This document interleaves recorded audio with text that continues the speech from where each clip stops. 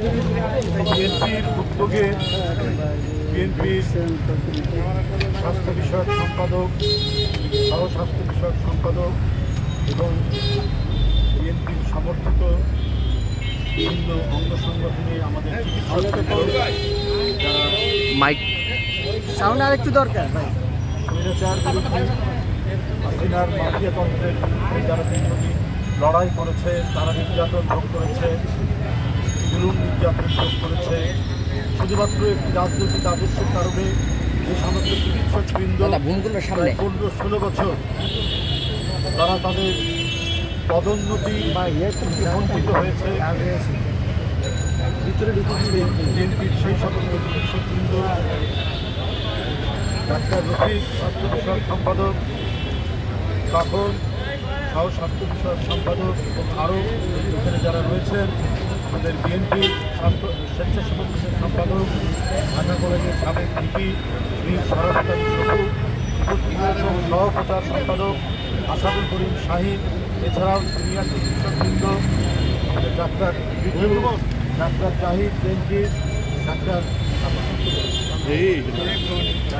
আমি আগে বলেছি সহ স্বাস্থ্য সম্পাদক এখন, আর এখানে রয়েছে তারপরে রয়েছে সহ ডাক্তার শরীফ সহ অনেক চিকিৎসকবৃন্দ রয়েছে। তাদের পক্ষ থেকে বিএনপির পক্ষ থেকে চিকিৎসকবৃন্দ ডাক্তার রফিকের নেতৃত্বে এবং দেশের প্রখ্যাত চিকিৎসকবৃন্দের পরামর্শক্রমে ডেঙ্গু প্রতিরোধে একটি লিফলেট তৈরি করা হয়েছে, যেটি পাঠ করলে দেশের মানুষ জনগণ কমপক্ষে ডেঙ্গুতে আক্রান্ত হওয়া থেকে আগেই তারা প্রতিরোধ করতে পারে। এই কারণেই এই লিফলেট বিতরণের কর্মসূচি বিএনপির উদ্যোগে আমরা এখন এখানে করব। বন্ধুরা, আপনারা জানেন দীর্ঘদিন ধরে এই ডেঙ্গু রোগ বর্ষাকালে মানুষকে আক্রান্ত করে, জীবন বিনাশ এই রোগ। শত শত মানুষ আজ বহু বছর ধরে তারা মারা যাচ্ছে। এই ডেঙ্গু প্রতিরোধের জন্য মিউনিসিপ্যাল কর্পোরেশন, মিউনিসিপ্যালিটি তাদের নিজস্ব গোডাউনে ওষুধ থাকার কথা, সেই ওষুধ সেখানে ছিল না, তার বদলে সেখানে অন্য জিনিস রাখা হয়েছিল। আপনারা জানেন ঢাকা দক্ষিণ সিটি কর্পোরেশনে এই ঘটনা ঘটেছে, আপনার স্বৈরাচারী আমলে শেখ হাসিনা নামে।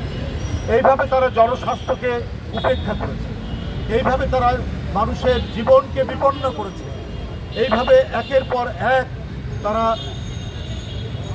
দেশের সাধারণ মানুষের কথা বলার অধিকার, গণতান্ত্রিক অধিকার, ন্যায় বিচার পাবার অধিকার সব কিছুকে কেড়ে নিয়ে যে মাফিয়াতন্ত্র তারা তৈরি করেছিল, সেটার উদ্দেশ্যই হচ্ছে যে কেউ যেন কথা না বলতে পারে।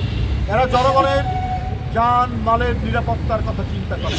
ওরা চিন্তা করেছে কিভাবে বিদ্যুৎ কেন্দ্র নির্মাণ করে সেই টাকা বিদেশে পাচার করা যায়, দুবাইয়ে পাচার করা যায়, মালয়েশিয়ায় পাচার করা যায়, ইউরোপের অন্যান্য দেশে পাচার করা যায়। এই কারণে আমাদের জ্বালানি নেই, কি দিয়ে বিদ্যুৎ উৎপাদন করা হবে? কিন্তু বিদ্যুৎ উৎপাদনের জ্বালানি নেই, কিন্তু কেন্দ্র নির্মাণ করার জন্য সামিট